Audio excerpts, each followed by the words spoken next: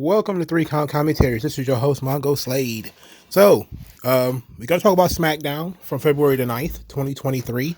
But we're also going to talk about the press conference again, because there were so many nuggets in it that I missed before. So for those of you who didn't know that I talked about the press conference in a live stream right after it happened, I'm going to talk about it here.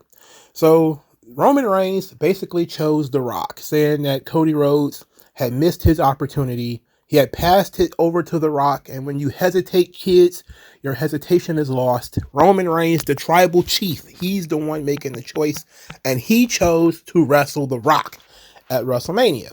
The Rock came out, he got booed by the audience. He tried to put over the family tree. Bloodline family tree is on the screen. It's tremendous. It's pretty extensive.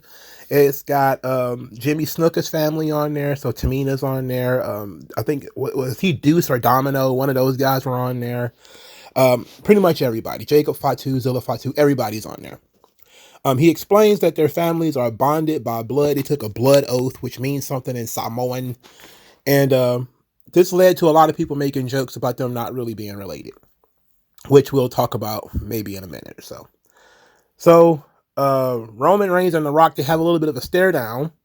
And then Cody Rhodes calls it BS, decides he's going to step up and reinsert himself into the championship match, demanding to fight Roman Reigns at WrestleMania. At this point, Roman is flabbergasted by this. The Rock is also kind of flabbergasted by this. He's taken aback. He thought they had a deal. And Cody starts saying, what does it matter who the head of the table is? Neither one of you have been cooking for 2 years. Then he starts running down the bloodline, calling Jimmy and Jay lackeys and goons. He called Jimmy and Solo lackeys and goons. He didn't call Jay a lackey and a goon. Then he starts saying that if The Rock's grandfather and if Roman's grandfather, if they were both here, they would be ashamed of Roman Reigns. This led to The Rock taking front and center over Roman and saying, you talk about his family, you're talking about mine. You talk about his grandfather, you're talking about mine. And then he slapped Cody Rhodes. This led to a lot of chaos. And there was a lot of shenanigans. There was a pull apart. And there's Seth Rollins, little old Seth Rollins. If everybody's making the joke that Roman Reigns looks like the little brother in this situation, but then what is Seth Rollins, who everybody forgot was even there because he got roasted by Roman a few seconds earlier, and then he called him a bum during the promo segment. But Seth Rollins is there. You can't do that. You can't attack talent. What are you doing? You can't do whatever you want. And The Rock is like, I can do whatever I want. So then The Rock goes over to Triple H. And Triple H is trying to make sense of this. And The Rock confronts Triple H. And he tells Triple H, hey, he's talking bad about our family. You better fix it or we'll fix it. And Triple H is standing there dumbfounded, like he can't believe what's happening. Earlier, CM Punk is doing commentary for this press conference, and he's talking about he wanted to see Cody punch The Rock in the face. Now, The Rock is in the background. CM Punk is on the microphone. You can see The Rock turn around when CM Punk says it, as if like, what is this motherfucker talking about? So you see, like, they're setting up The Rock to be the big boss in this situation. They actually are pulling Roman back a little bit. The Rock, when his name was on the screen, it said Dwayne Johnson, but then it had a line and underneath it says High Chief Siuli, and then in brackets it says The Rock. So you're dealing with a guy with 3 different identities here, okay? So you got Roman Reigns, the tribal chief, all this kind of stuff. Then you have the High Chief Siuli. And this is going to be an interesting scenario here, because Cody Rhodes is upset that, the Anawai's are trying to take over and calling themselves the one true royal family of wrestling. He's upset about that. It's literally in his theme song that there's more than one royal family in pro wrestling. So now it's Cody versus the Anawai's, because it's going to be The Rock and Roman and Solo and Jimmy and who knows how many else of these guys are going to show up here. And it's just little old Cody on one side. This, of course, led to a lot of people, myself included, thinking that Dustin Rhodes should be released from his contract early so that he could join Cody in this storyline. Of course, Tony Khan is under no obligation to actually let that happen. So I'm not disappointed or upset at all at Tony Khan's response to this. It's probably just going to be shrinking and being very quiet about this whole ordeal, hoping it all blows over. That being said, is official. Roman Reigns versus Cody Rhodes is the main event of WrestleMania. And The Rock has been jilted out of his WrestleMania main event and figures if he cannot fight Roman Reigns, he's going to join forces with Roman Reigns. And there's all of these cool things with them two together. Like there's a video of them walking away, just looking huge and massive. And The Rock is bigger than Roman. I mean, I think Roman's probably like 6'4", The Rock's probably 6'5". And The Rock, of course, is juiced to the gills, so he's massive. Roman's massive too, but Jesus, I mean, he's a little bro, definitely, when it comes to The Rock. So they are pulling Roman back a little bit. To further discuss this, knowing that Roman's probably about to lose the belt, it's a little foreshadowing that when it comes to the Bloodline story, Roman has been the tribal chief up to this point. He's going to end up losing the belt, which is going to end up with a loss of status to a degree. So they're foreshadowing that once Roman loses, The Rock's going to take over from there. And that's going to lead, obviously, to Rock and Roman probably next year at WrestleMania. But it'll probably be a tag team match this year. Now, what I would propose in terms of The Rock has said he has already trained. He's in training camp to have a match at WrestleMania. It's not the match that everybody thinks. What I'm guessing now is that they will have Roman work twice, but it will not be Rock versus Roman on day one, Roman versus Cody on day two. But it will be Rock and Roman as a tag team on night one, with Cody versus Roman on night two. Now, they may do it tournament style, where they'll put a stipulation on it, where Cody and his partner of choice has to win that match in order for Cody Rhodes to get that championship match. They may try to do something like that, which is similar to what they did with Daniel Bryan the year before, where he had to beat Triple H earlier in the night. And then he had to wrestle against Evolution later. You could do something similar where you have The Rock, through his powers of the board, makes this match happen. And The Rock will fight Cody Rhodes, but it will be a tag team match. So The Rock can get his match in, which is what, he has been training for, and the match that everybody wants. But it's not him versus Roman. It's him and Roman as a tag team. And then you could have Cody Rhodes and probably Seth Rollins as his partner on night one. And then you could probably have Seth defend his title on night two, and you could have Roman defend his title on night two. That's a lot for a 2-night WrestleMania, but it's a sensible thing.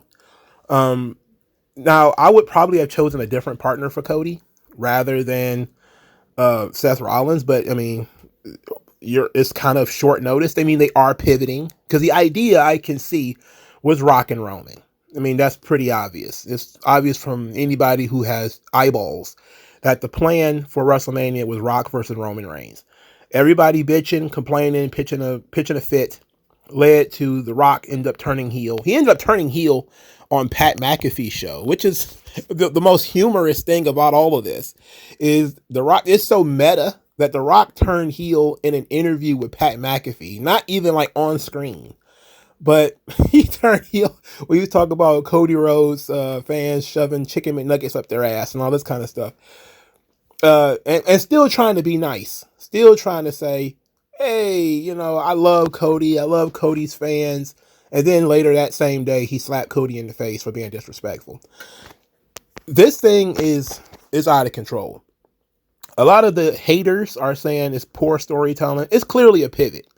There is no doubt in my mind that they teased Rock versus Roman in the media. Again, being very meta. They teased it back in September on College Game Day when The Rock showed up. They teased it again a couple of weeks ago when The Rock got into it with Jinder Mahal. They've been teasing the Rock versus Roman match and everybody wanted, well, a lot of people wanted the Rock versus Roman match, but that was until Cody won the Royal Rumble. Then when Cody won the Royal Rumble, everybody's kind of like, well, now you can't do Rock versus Roman because Cody has to finish his story. And it's a sensible tale. Cody should have won the belt last year. He got jilted out of it by the Bloodline. And now he's about to get jilted out of it by the Bloodline again. But this time, instead of it being Solo Sikoa with a thumb to the neck, it's The Rock with a knife to the back. And we still did not get a full explanation of why Cody Rhodes was willing to surrender his championship match in the first place. That's the piece of business that we're working on here. Is why did Cody counsel with The Rock and make the decision not to challenge Roman Reigns at WrestleMania, but instead to pass that to The Rock? That's going to be something that we're going to be looking forward to here. They got to have some kind of explanation for it. I personally would have explained it already as, maybe The Rock gave him some bad advice, or, The Rock had made a promise to him or whatever, or The Rock had said something and then went back on it, or the fact that he was just offended that The Rock would say, like, this is the one royal family of wrestling, the biggest main event of all time, and all this kind of stuff, and that upset him. Or whatever the case may be, they're going to have to come up with something logical, because it's absolutely illogical that he would give up his championship match only in the same week, because it was only 6 days later that he turned around and took the championship match back. Which, of course, it was an offense to The Rock, who wanted this match with Roman Reigns. And an offense to a lot of the Bloodline fans who are like, hey, The Rock and Roman, that was the final goal. That's what we want. But now they know that that's what you want. They know that everybody wants to see Rock versus Roman Reigns. But they want to do it in a way which is pretty clean. And to do that, you have to get Cody out of the way. There was some talk of triple threats and all this kind of stuff, but you don't need the title for Rock and Roman. And a triple threat match only makes things even worse. You don't need to do that. So what I'm looking at here is they're probably going to do a tag team match. Some people think it's going to be at Elimination Chamber, that The Rock and Roman are as a tag team in Elimination Chamber. That's possible. I would not be against that, considering, but the only issue here is Seth Rollins is injured. So do you put Seth, who is the bump machine of this match, by the way, in the match with an injured knee and an injured back a couple of weeks before WrestleMania, where he has to defend the title, for this massive tag team match, which he's going to go all out for, no doubt. He's going to have to, because Roman's not going to do much of anything, and The Rock certainly ain't going to do much of anything. But the plan, from The Rock's perspective, is to wrestle at WrestleMania. So are they going to do Rock Roman and then make all of this stuff with them being together make no sense? The only thing that does make sense is for The Rock and Roman Reigns to be partners until Roman loses the belt, and then loses a little bit of his status and has to go on some kind of redemption arc, in which instead of being the heel going into the match with The Rock, he's going to end up being the babyface going into the match with The Rock, and The Rock is going to be the heel. They're telling a story that The Rock is now on the board. Now he's just basically abusing his authority. He's yelling at Triple H. He slapped Cody Rhodes. He's he's doing whatever he wants at this point. And he has the authority to do so, because he has real authority. At least, but then this takes us into SmackDown, because Triple H says that the buck stops with him, and that he is the one making it official that The Rock is not in this match, and that is Roman Reigns versus Cody Rhodes. And he says that he knew there was some confusion in the air and people trying to assert authority where they have none, and that the answers come from one source only, and that is Triple H himself. And he says there's going to be people in the back who are upset about this, and he says it doesn't matter if you don't like that decision, and that some people need to know their role. So it's Triple H and The Rock. They're having a thing. It's a power situation between Triple H and The Rock, where The Rock is on the board and Triple H is the chief director of creative, or whatever his actual job is. I didn't like that they announced Triple H as Paul Triple H Levesque. That sucked. Either he's Paul Levesque or he's Triple H. I mean, I would prefer it if we just do Triple H as everybody knows him, and not Paul Triple H Levesque. Come on, get out of here with that. You're blending kayfabe and reality a little too much. I don't think he's ever been called Paul Levesque on television before, has he? That was ugly. Get rid of that. Just call him Triple H. Everybody knows he's the boss. Now, because some people don't know what the board of directors actually does in a company, they don't manage the day-to-day of the company. They oversee the overall governance of the company. So technically, Triple H is correct. The Rock doesn't have any authority over creative, but he's going to act like he does. And since a lot of people does not know what boards of directors do, it'll work. All right. So he's going to use his influence to get what he wants, because he still does have influence. The board of directors, they have some influence. They just don't manage the day to day. All right. So you have the ability with The Rock, who has a legitimate board seat, and you have Triple H, who has a legitimate corporate seat, and there's going to be a tussling between the two. Clearly, The Rock is not going to be able to overrule Triple H, but that doesn't mean he can't add things to what Triple H is saying, or attempt to improve, quote unquote, things, or add things of his own, which is why I think The Rock will end up adding something to WrestleMania, probably to night one, to make this thing work out better for him. And he has a longer training camp if he's going to work WrestleMania 40 and then also work WrestleMania 41. Any injuries or whatever that he might incur in a tag team match, which hopefully will not be many, will be likely cleared, unless he breaks his neck or something, will likely be cleared up before WrestleMania 41, and he can wrestle Roman one-on-one there. Of course, and not have to worry about the Royal Rumble winner mussing things up. And of course, you have the idea also that maybe later this year you could have The Rock in a War Games match, but that's not going to happen. The Rock's not wrestling that many times. So we're looking at this thing, and there's a lot there. I love Triple H's promo about basically telling The Rock he doesn't have any authority. He ain't got no power. You can't make any decisions. I'm making the decisions, and this is the decision that I made. Later in the show, Paul Heyman met up with Brian Breaker, shook his hand, and kind of put him over a little bit. Triple H also met Brian Breaker, was talking about how much he respected him and how proud he is of him. And Brian Breaker wanted to ask Triple H for advice about which brand to choose, whether, Raw or SmackDown. And before he got an answer, that's when Paul Heyman slid in. Paul says that he's willing to give Triple H some space because he knows he's got a lot going on with the press conference. But he's going to show up next week with his tribal chief, Roman Reigns, and The Rock. So it's official that they're some kind of alliance between the high chief and the tribal chief. And it ought to be an interesting time where the Triple H is going to end up having to deal with two egomaniacs who are essentially bullies and not going to be subject to what Nick Aldis wants to do on SmackDown. Well, Roman Reigns, of course, is subject to Nick Aldis because Nick Aldis, as up to this point, has been asserting himself as being the boss man of SmackDown.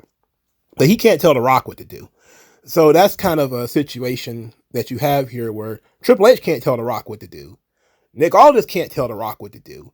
But both Triple H and Nick Aldis can tell Roman Reigns what to do. So you're in a situation where The Rock is technically above all of these people, but he can't tell anybody what to do. He's only on the board, which is a good position. It's a top level position. He hires the CEOs and all that kind of stuff, but he can't go around firing people and making matches and stuff.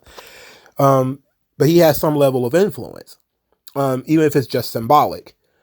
While Roman is an active wrestler and as a champion is subject to the whims of general managers and the creative director or whatever Triple H's job is. So it's sensible that The Rock is in this situation is the big dog, and is going to have to be the guy who is leading the charge now. A lot of people are very disappointed in the idea that Roman Reigns is not going to be playing second fiddle to The Rock. They don't like that. I don't like it either, but it's a naturally occurring thing where Roman doesn't have to do any of this stuff, but he has what he wants. He just doesn't have any control. And the moment he loses control, he kind of loses a little bit of his aura, as people have said. He chose to fight The Rock. that is trumped by Cody Rhodes' right by the Royal Rumble, and it's trumped by Triple H. So there's nothing he can do about it. And of course, Nick Aldis. So there's nothing he can do about it. He's trapped in this situation. And now, leaning on The Rock's political authority, he figured he might be able to get out of wrestling Cody Rhodes again and getting to have this huge WrestleMania main event between him and The Rock. And then maybe the idea of him and The Rock as a tag team. I love the idea of them being a tag team first and then, them having it out. Brian Gerwitz, who is the personal writer of The Rock, is involved with this thing too. He says this is just chapter 1 of The Rock's involvement in the Bloodline story, which I don't know what inning we're in when it comes to Paul Heyman, because we've been doing this forever. But I'm sure this is going to involve Jay and Jimmy wrestling each other, because it seems that was the direction that they're going in. You could definitely have Jay wrestle Gunther for the Intercontinental Championship at Elimination Chamber, and then have Jimmy Uso cost him the title, and then that leads to their match at WrestleMania. Not that I, am super thrilled about the Usos wrestling each other, but if that's been the rumored match for a really long time. So the Bloodline stuff continues to be interesting. Now we're seeing Roman in a different position. Roman's the guy you always thought was the big boss. Now there's a bigger boss slipping right above him, and he's eventually going to have to reassert himself. So there's going to be some kind of redemption arc later. And or he's just going to beat the shit out of The Rock, and The Rock's going to turn babyface again. Who knows? But that's the intriguing element of this. All right, let's get into the rest of the show. Nick Aldis and Paul Pierce, Adam Pierce, decide the World Heavyweight Championship Elimination Chamber match. They will have a series of matches across 3 nights. Logan Paul is in this thing, which I was like, why is Logan Paul in this? I didn't understand why Logan Paul was in it. I certainly didn't understand why Ivar is in this, or why Bronson Reed is in this. None of that makes sense. None of that makes sense. But there's 12 superstars, 6 from Raw, 6 from SmackDown. They will actually be having cross-branded matches, leading to the winner each winner going to the Elimination Chamber. So tonight they had 2 of those matches. They had AJ Styles versus Drew McIntyre, and they had Randy Orton versus Sami Zayn. Drew McIntyre defeated AJ Styles with a little bit of help from LA Knight, who was on commentary. Drew McIntyre earlier that night had been talking about thanking people for buying his t-shirt and sticking it to CM Punk and making more money than CM Punk, and promising them that CM Punk would not get one thin dime out of the royalties for this shirt. Then he says he saved WrestleMania by getting in Cody Rhodes and telling him to finish his story. Now he's going to save the World Heavyweight Championship. AJ Styles didn't really get to cut a promo. Nothing really happened. Now, when it comes to the match, they did the old cliche. AJ bumped into LA Knight while he was on commentary. This pissed off LA Knight. He ends up distracting the referee. Claymore, Drew McIntyre wins the match. So AJ has a bitch in terms of LA Knight costing him his shot. I'm not a fan of this. For starters, it's cliche, and I don't like that. Second, I would have thought LA Knight, if we're going to have a dual branded thing, would be the favorite in terms of wrestling Seth Rollins. Because he's a guy who was super over and got nothing for it. He's super over and got absolutely nothing out of it. You would think they would at least give him the big match of Seth Rollins versus LA Knight at WrestleMania. But having AJ Styles perhaps cost him his qualifying match seems to be the move. And I don't like that idea. But that seems to be kind of the direction we're going in. Sami Zayn talked about how WrestleMania season is hectic. Last year, he was in the main event. This year, he's finding himself on the outside looking in. But this is no time for him to be emotional, because Randy Orton may very well be the best of all time, and he's got to beat him in order to get into this Elimination Chamber match, in order to wrestle for the World Heavyweight title. It's not an easy path to WrestleMania, but it is a path to WrestleMania, and he intends to take it. Randy Orton later on talks about learning the value of patience. So his war against the Bloodline can wait. He's going to be patient on that. He'll get back to Roman Reigns. But right now, his plan is to get into the Elimination Chamber and become the World Heavyweight Champion.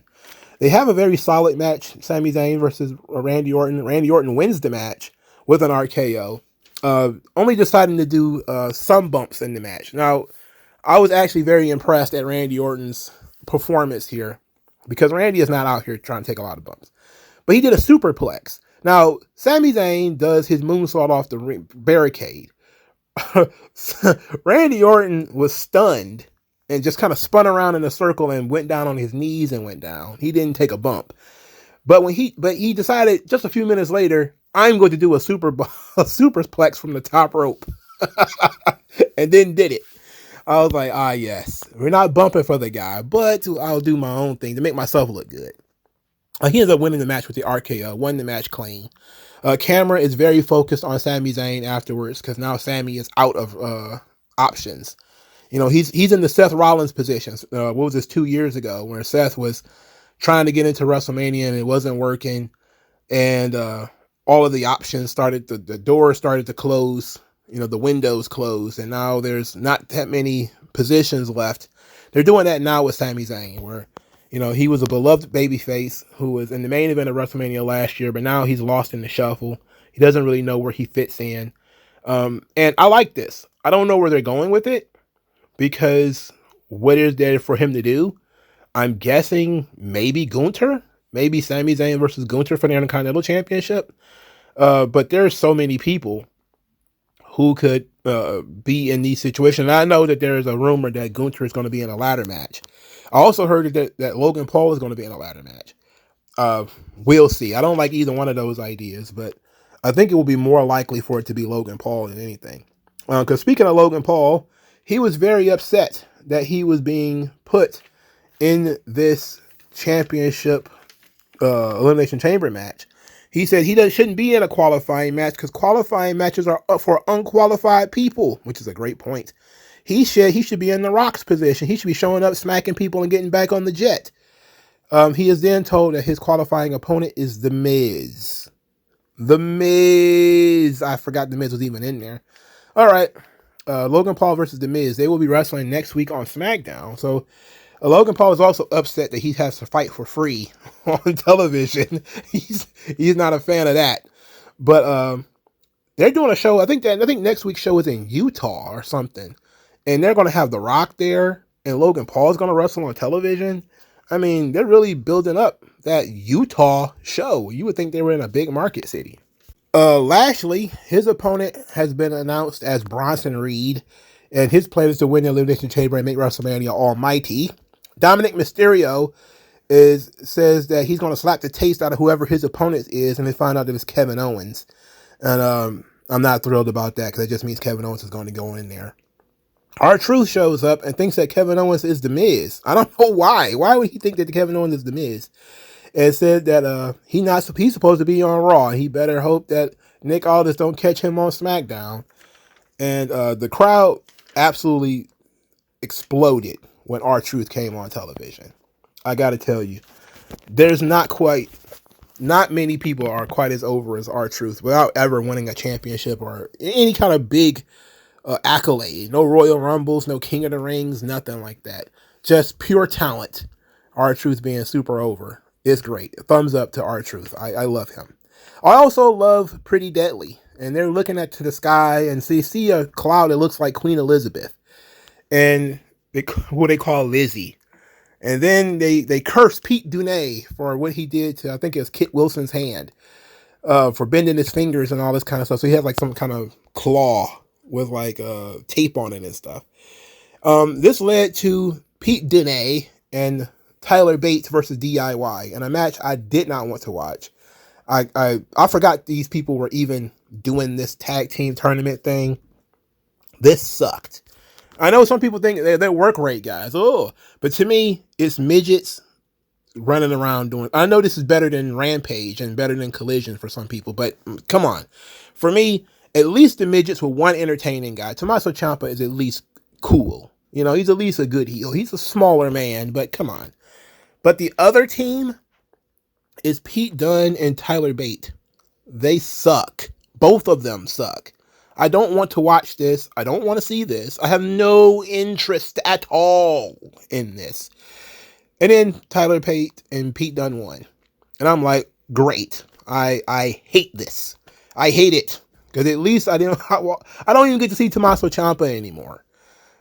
Which, if you think about it, these teams are the same team. You know, it's just British DIY. That's what these guys are. Because you got one serious, intense guy, which would be Tyler Bate on his team and Tommaso Ciampa on his team, versus the even smaller, goofy, somewhat comedic guy, well, Tyler Bates, who is a vegan monk or some shit, and Johnny Gargano, who is a Marvel nerd. And it's the same. It's four guys having a mirror match. I can't stand this. I don't care about Pete Dunne and Tyler Bate. I want the tag team titles off the Judgment Day, but I do not want them on Pete Dunne and Tyler Bate. I don't want that. That sucks. Speaking of tag teams, Ashanti Theodonis and Cedric Alexander are now a tag team. They did a promo. It ended up being online. I don't think it was on television, where it was actually kind of fun. I was a fan of Ashanti Theodonis when he was in NXT. I thought that there was something there with him. Don't quite know what it is. Same thing with Cedric Alexander. There's something there with him. They both are underutilized guys. Triple H decided to be smart and put him in a tag team in which Ashanti Theodonis is the sort of stylish, cocky guy, and Cedric Alexander is more the workhorse, sort of the more focused guy. He's the veteran of the two. But I like that both of these guys are just getting an opportunity. Thumbs up. Ashanti Theodonis is not with B-Fab anymore, which sucks, so we don't get no explanation why, except for she decided that she was going to go join Lashley's squad, which she did. But there's no reason why those two broke up. Whatever. It doesn't matter. They're undercard people. It don't matter. But I'm interested in looking at Ashanti Theodonis and and Cedric Alexander, who are tentatively being known as Rags and Riches. Because Ashanti Theodonis is the fashionista, the guy who likes to overdress. And Ashanti Theodonis wants to level up Cedric Alexander, who he thinks is a bum. So this is going to be fun. Hopefully they have some fun skits or whatever. I really would prefer to watch them than to watch Pete Dunne and Tyler Bate. I have no interest in those guys. Or DIY. They suck too. At Ashanti Theodonis has personality. Bianca Belair defeated Michin, aka Mia Yim, in the Elimination Chamber and qualifying match, which to me just make all of this look irrelevant. Bianca Belair is just floating. She's got nothing going on. Michin never has anything going on. On the press conference, they had Rhea Ripley and Becky Lynch square off. They got face to face, where Becky Lynch told Mommy she better get used to being a bottom. And that got a lot of people's attention. And now everybody's like, wait a second. Are they really going to do Becky Lynch and Rhea Ripley at WrestleMania? Which I'm like, kind of like, yeah, I saw that coming a mile away. Yes, that's the match. So this Elimination Chamber match is basically just a wash. They told the story with Liv Morgan that she's coming back to get revenge on Rhea Ripley, and she's being very well behaved, just like Randy Orton. You took a year of my career, but when I come back, I would much rather wrestle these other people. And this is where I kind of miss the Vince McMahon element, where you take that momentum and then you work on it. You know, again, it's Tony Khan booking. Tony Khan brought in the Undisputed Kingdom. They beat up the Acclaimed. They beat up the Bang Bang Gang. And neither one of them want revenge. Nobody's chasing after the Undisputed Kingdom to kick their asses. They're just coexisting on the same brand at the same time, just doing their thing. And I'm like, that's fucking dumb. At least finish that story first. So Liv Morgan's going to be in the Elimination Chamber match. She's got to wrestle Zoe Stark on Monday. And Becky Lynch, I don't remember who her opponent is. It's not like it's going to matter, but they've already teased Rhea Ripley versus Becky Lynch. It is what it is. I'm okay with Rhea Ripley versus Becky Lynch, but at least finish up the Rhea Ripley Liv Morgan story first, which you could have done in Elimination Chamber, and they chose not to do that. So we they wanted Rhea Ripley to be the babyface going into the match at Elimination Chamber. I don't know why, because she's going to be the heel working with Becky Lynch. So why would you do that? Don't matter, right? It's nothing matters. Nothing matters. Now they did do something that does matter, that does work in the women's division. Bayley comes out and she's talking about the fallout of Damage Control. That she put her heart into Damage Control, and Damage Control meant everything to her. Now, all she did when Damage Control was formed was give, and all they did was take. And she thought that they would finally be happy with her if she won the Royal Rumble. But they weren't. They were still doubting her. They still didn't believe in her. So now Io is going to have to learn the hard way about doubting Bayley. Then Dakota Kai appears. And Dakota Kai says, hey, I've been trying to contact you. What have you been? You've been ghosting me? Saying that she always believed in Damage Control and that she misses the OG3 of Damage Control and blamed everything on Asuka and Kairi. That, Asuka and Kairi have gotten into Io's head and they're the ones causing all of these problems. And yes, Dakota Kai knew that, they were talking about her behind her back, and she didn't tell Bayley because the plan was working. The Kabuki Warriors were the tag team champions. Bayley won the Royal Rumble. Everything seemed to be going great, and she figured it would all just blow over. But then it didn't, and instead it blew up. And her excuse for not being there last week is she had a doctor's appointment because she's forever injured. And so she had all the bases covered. So Bayley's like, okay, I'm not buying it, but whose side are you on right now? And right before Dakota Kai answers the question, Io and the Kabuki Warriors, they show up, they surround the ring. Dakota Kai slides out of the ring to escape, leaving Bayley all by herself. Bayley, of course, is like, oh, okay, I see how it is. Dakota Kai then grabs a chair, comes back, looks like she's going to attack Bayley with it, and then runs off Io and her cohorts with the chair, siding with Bayley in this feud, which is going to end up being a heel turn, because that's Dakota Kai's character. Dakota Kai's gimmick has been turning on all of her partners. That's the only thing she's done in WWE of any note, is she's attacked all of her partners. So they're doing the same thing here, where they're going to pretend that she's on Bayley's side. And then Bayley's going to come to a vulnerable moment, and Dakota Kai is going to hit her with a chair or something like that. They may do, I don't know what kind, I don't know how close Dakota is to wrestling, because I was thinking maybe they would do Dakota Kai versus Bayley at Elimination Chamber, because Dakota Kai is from that part of the world. So I would figure if she's going to wrestle, she would wrestle in that part of the world. And a match against Bayley would be good for her. And it would be a good win for Bayley, to get some momentum against Damage Control. And Damage Control needs a voice. They need somebody who can talk. Now, oddly enough, Dakota Kai is pretty much the only one that speaks English in that whole scenario. So she's going to have to be the voice of Damage Control, because Io's English is not that great, Asuka's is not that great, and Kairi's is not that great. But Dakota Kai at least speaks English. So she's going to end up being the voice of Damage Control, even if she's not like the worker. But I liked the story. I think it was, good. More people liked the old Japanese reveal than I thought. Last week I hated it because it was an ass pull. There was no foreshadowing that Bayley was overhearing anything. There was no foreshadowing that Bayley understood Japanese. There was no tidbit that we missed or that we overlooked. It was just randomly Bayley speaks Japanese now. I'm like, oh, okay. Something that never happened before and will never happen again. I just looked at it a little bit differently than other people, but whatever. More people like that thing than I thought. The thing about Bayley is people have been very disappointed in WWE's lack of marketing for Bayley. They're disappointed that she did not get at the press conference of WrestleMania, that Rhea Ripley got a spot instead, that Bianca Belair got there to talk about the Hulu show. They've been disappointed that Bayley has not been on any of the posters.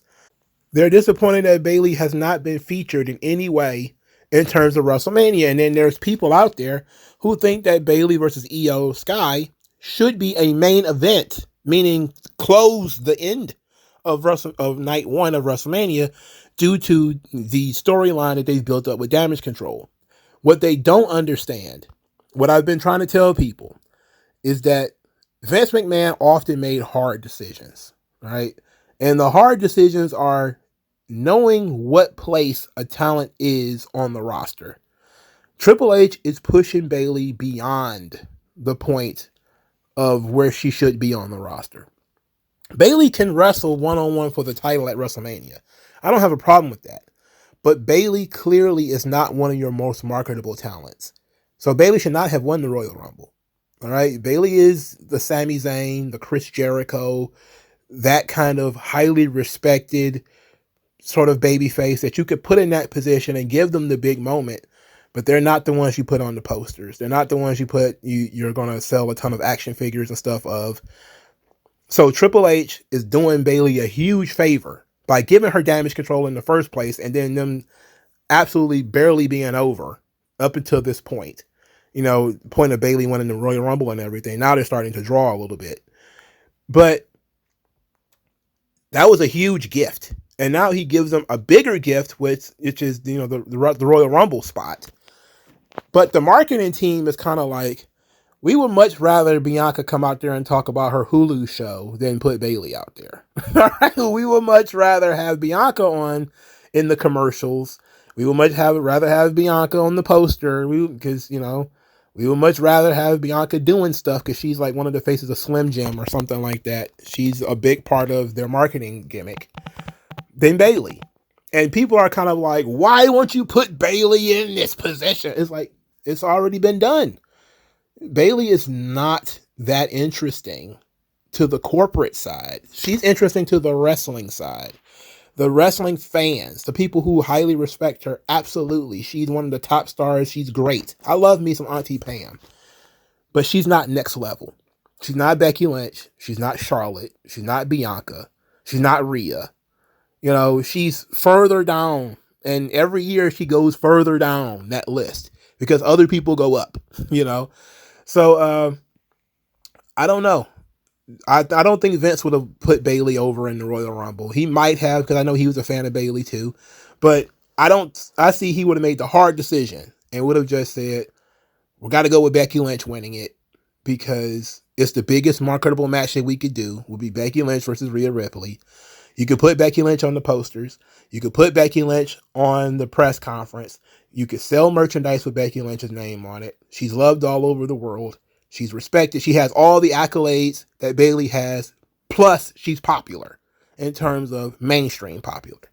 So, well, not super mainstream popular. I'm not talking like she's Beyonce or anything like that. But she's across factions of your society, your fan base, as opposed to Bayley, who appeals to a sort of niche fan base.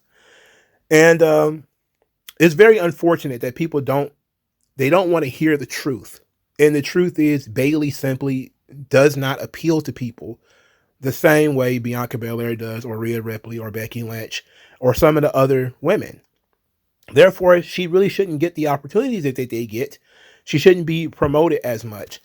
But, you know, folks are kind of like, oh no, Bayley is being fucked over. She's being screwed. It's not fair. She won the Royal Rumble. Cody Rhodes is on there. Why isn't she on there? And, why isn't she on the cover of the video game? It's like, y'all guys just don't understand. People are not interchangeable. There's values on these talent. And Bayley's value, whether it's how she's been booked in the past, with either under Vince, which is, Bayley was a good hand. She was a top star for a short time during the pandemic and that kind of stuff, where she was at the tippy top. But that was a limited time span. And of course, she coughed it up to Sasha Banks, who was a bigger star and all that kind of stuff. Or the booking under Triple H, which has been, she's the ineffectual leader of Damage Control. Bayley has always been a person, except for when she was in NXT, who lost more than she won. And those are not the kinds of people that you put over in the Royal Rumble. Those are not the kind of people that you put on the posters and that you make a big deal, a big hullabaloo about. It's just not the case. You could try to change that by trying to turn her into, a world beater.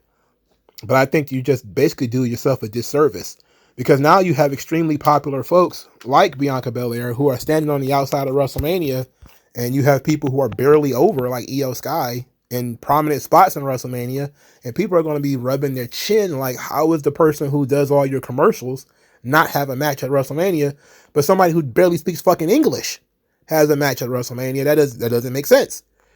Like, make it make sense, as the kids say. But I like Io.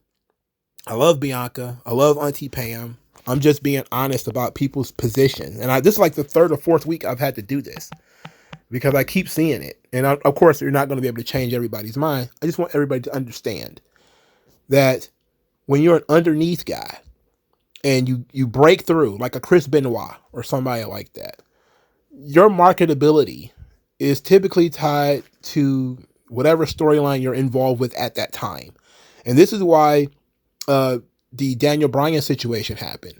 They didn't see Daniel Bryan as being a transcendent talent that had broken through into the mainstream, despite the fact you see Yes everywhere at the time and how huge the Yes movement was. They thought Daniel Bryan was the kind of guy where, yeah, everybody respects him, everybody likes him, but he's not on that level.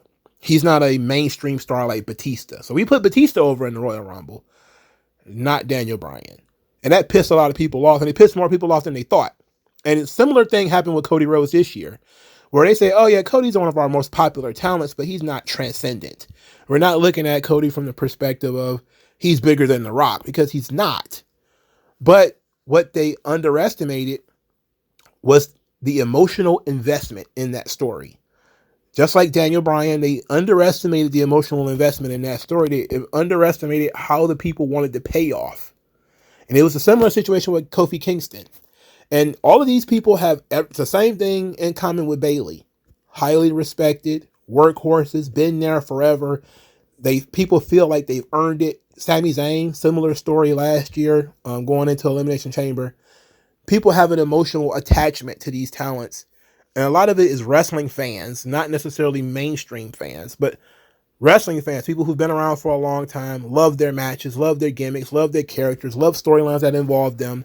No, the average Joe would not recognize them if you saw them, but the fans do. And the fans can be very loud about that kind of thing. And they were very loud for Cody and was able to get him back in that position. But they're not going to be loud enough for Bayley to get her on that poster. You know what I'm saying? They're not going to be that damn loud. So you could just see that Bayley's going to continue doing high-level mid-card work on the show up to the point of WrestleMania. She's going to win the match in the middle of the show. Everybody's going to be extremely happy about it. But once that story is over, people are going to be looking forward to, okay, what's the next thing? Bayley got her big moment. What's the next thing? Just like what happened with Kofi, just like what happened with Daniel Bryan. These kind of things happen. When you build people who are mid-carders that people want to see break through and then they finally get on the other side, they're not super mainstream talent. They're going to get passed up by the next mainstream talent. So who is that going to be? It depends. But I can see Bayley winning the title. It's going to be a great moment for her. Confetti, fireworks, whole 9 yards. She still won't be a bigger star than Becky Lynch or Bianca Belair. And that's just unfortunate. Or Rhea Ripley. And that's just going to be very unfortunate for her because people think that, that's the end game is to get Bayley on that level, but it's too late. I mean, Rhea Ripley lapped Bayley in just a couple of months, and she's already on the cover of the video game. She's already, the cover of the Elimination Chamber pay-per-view. She's going to main event that show. She's going to close that show. If The Rock is not wrestling on that show and Roman Reigns and Seth Rollins are not wrestling on that show, Rhea Ripley is main eventing that show with Nia Jax because it's her hometown. So she's main eventing that show, at least as far as I can tell. She may even main event over the men's Elimination Chamber match. She's the main focus of that product over there. I don't think Bayley will ever get to that point. But whatever. SmackDown was, it was okay. I love the press conference, though. The press conference was phenomenal. So WWE had a strong week. From last week to this week, from last SmackDown to this SmackDown, very strong week. Bad week for Vince, but very strong week for the company as a whole. But what do you guys think? Let me know in the comment section below, and I'll talk to you guys later.